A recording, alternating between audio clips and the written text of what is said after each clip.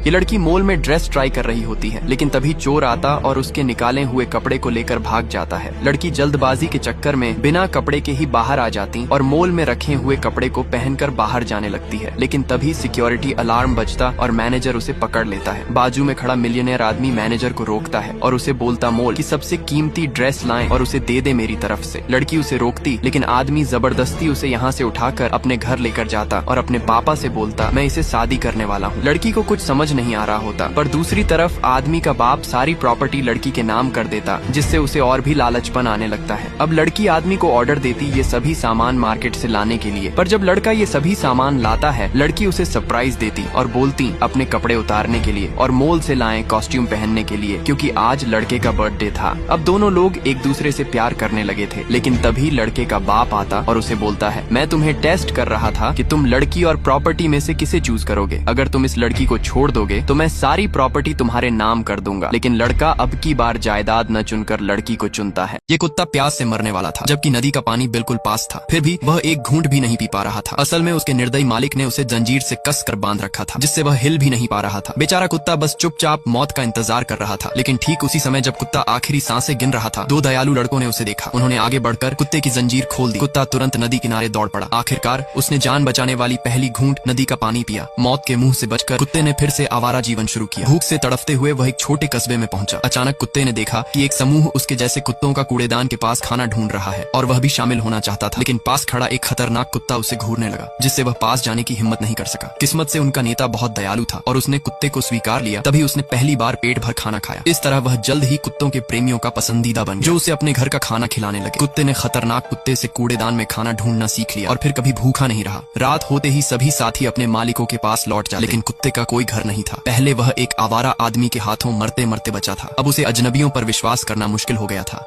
ये औरत अपने हाथ से थोड़ा खून निकालती है, फिर उस खून को जमीन पर गिरा देती है और टिश्यू से पोंछने लगती है। उसने एक बेसबॉल बैट उठाया और चिमनी पे रख दिया, फिर उसने उस पर आग लगा दी। एमी ने अपने पति के लिए क्राइम सीन को अच्छे से स्टेज्ड किया था। उसने जानबूझकर एक टेबल तोड़ा, फिर उसने एक डायरी लिखनी शुरू की। एमी अपने पति के बारे में सब झूठी कहानियां लिखी। उसने लिखा कि उसका पति उसको हमेशा धमकाता है। लिखने के बाद उसने डायरी का एक हिस्सा जला दिया। फिर उसने पुलिस के लिए एक क्लू छोड़ा। फिर एमी कार से दूसरी जगह चली गई। उसका प्लान था कि उसके पति को सजा मिले। उसने अपना रूप बदलकर अपने गायब होने का नाटक किया। जब उसका पति घर आया तो उसने लिविंग रूम में टूटा हुआ टेबल देखा। पुलिस जल्दी से उनके घर पहुंची। आदमी ने कहा कि उसकी पत्नी गायब है, लेकिन पुलिस को किचन में खून मिला। वो आदमी को पुलिस स्टेशन ले गए और एमी के बारे में बहुत से सवाल पूछे। अगले दिन उन्होंने एक प्रेस कॉन्फ्रेंस की, लेकिन वो आदमी कैमरों के सामने मुस्कुराया। सभी ने उस पर संदिग्ध होने का आरोप लगाया।